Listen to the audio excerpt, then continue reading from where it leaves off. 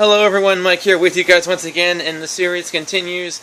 We are now at the 8th generation of games. And coming up next, right now, is my PS4 disc-based game collection. So here we go. Got this for Christmas last year. It's basically Star Wars multiplayer. It's a multiplayer shooter, online multiplayer shooter, with a Star Wars theme. And Star Wars was made for something like this. It may be light on content, but if you want a fun multiplayer shooter and you love Star Wars, it's worth picking up.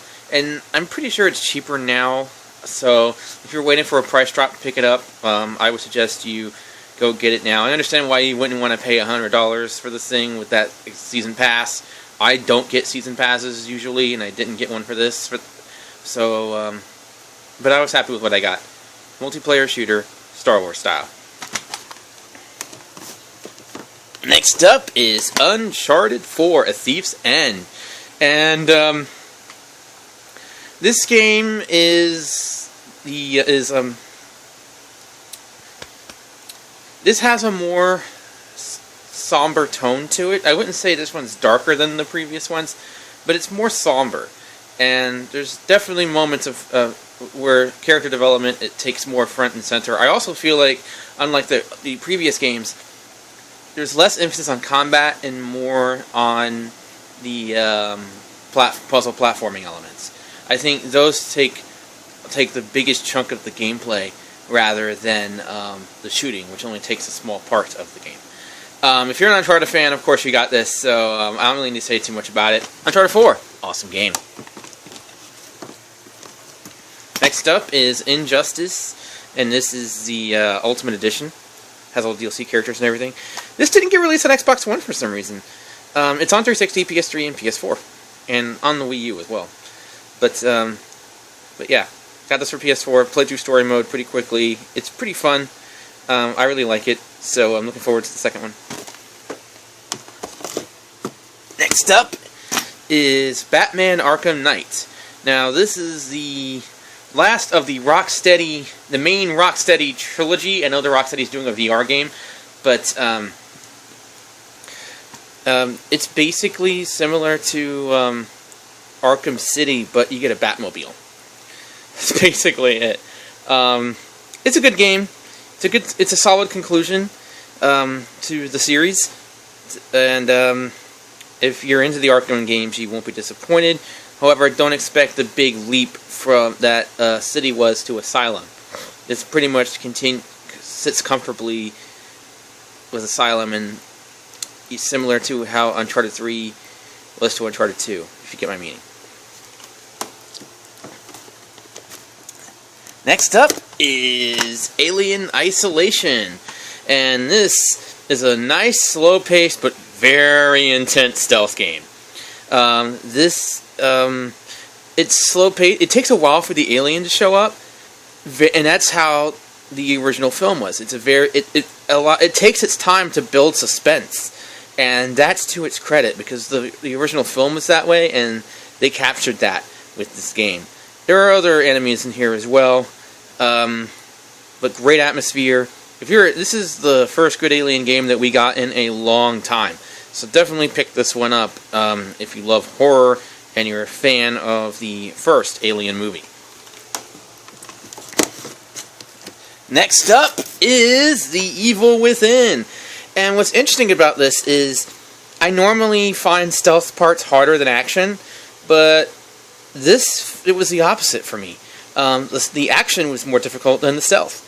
But yeah, it's basically it feels more like a follow-up to Resident Evil 4. It definitely has some dream-like elements in it, which I liked. Some good environments, things like that. Not the best game in the world, but it's pretty decent. Anyways, coming up is a masterpiece, and it is The Last of Us, or close to a masterpiece. It's not absolutely perfect, but wow, this game truly is a milestone in gaming as a medium. This is a survival drama, a gritty survival drama that you play. There are moments in here that are really frightening. going in a room full of clicker sounds is very intense.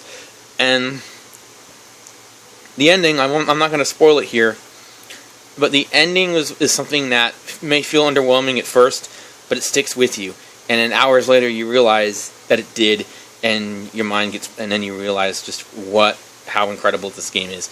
The only criticism I have for it is there are certain situations you may find yourself in where enemies are shooting at you and you can't get into cover, or you can't, because they keep shooting at you, you keep going back, so you kind of lose control of your character for a bit. It's also one of those few games where trial and error is actually fun, because if something doesn't work, you can try a different scenario, or you can restart the scenario if you want to do it differently. And this game presents it in a fun way that's very addictive. Anyways, this is an incredible game. Definitely pick this up.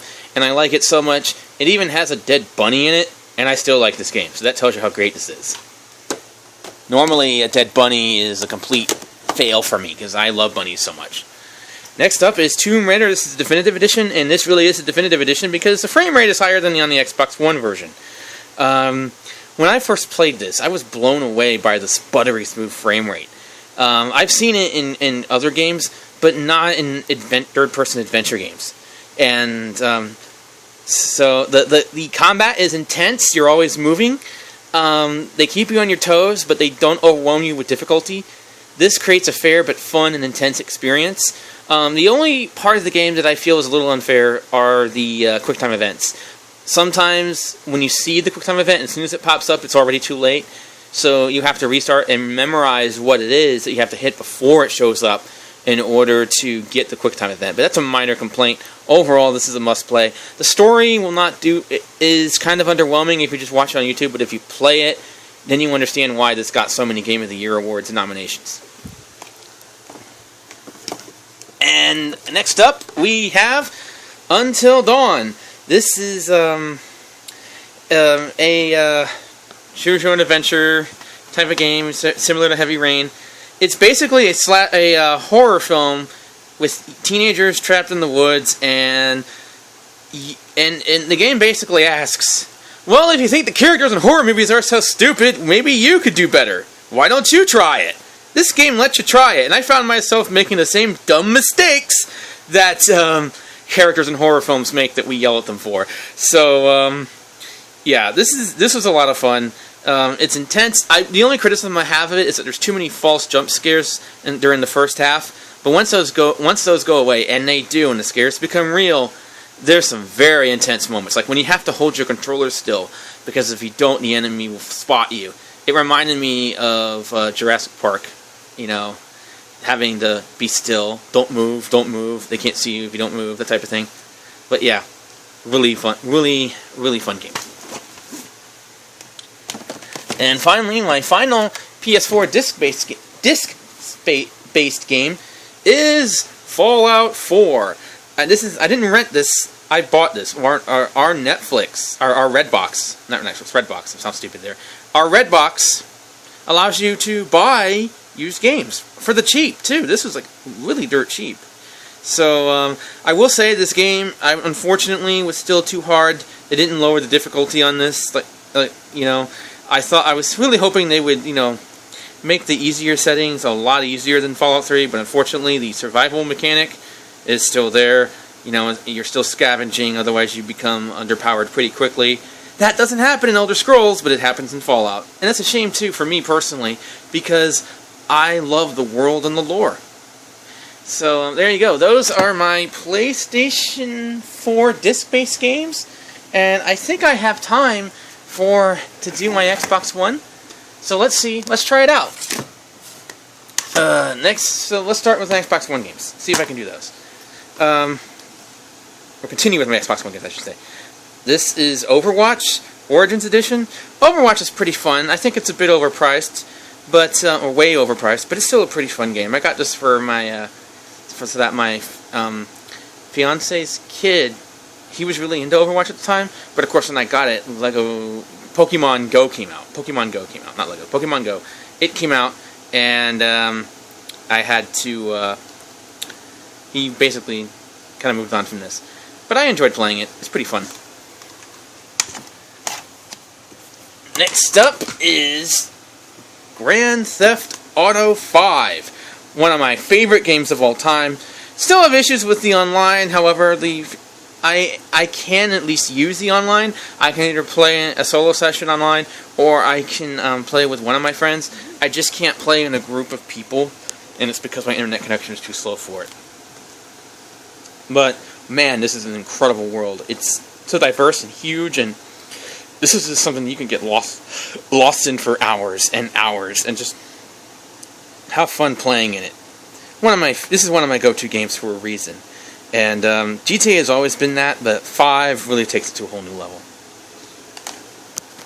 Next up is this isn't really a game. This is more of a season of a show, but they make the episodes interactive so you can do activities while the episode's playing at certain points. This is Rabbids Invasion. I got it because I love bunnies, and you can see how adorable they are.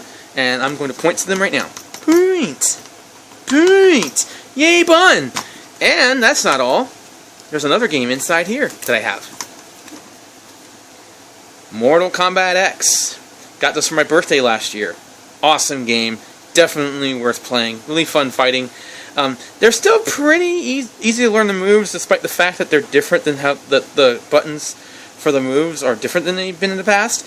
But they're still not that difficult. So if you're a fan of Mortal Kombat, this is definitely worth your time.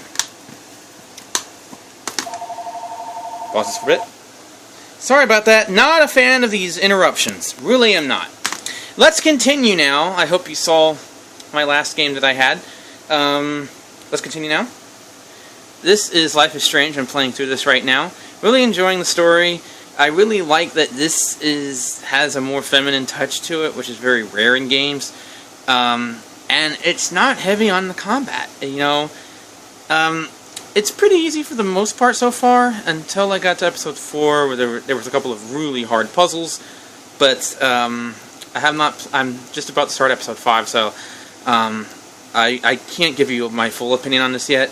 But so far, overall, this is a good experience.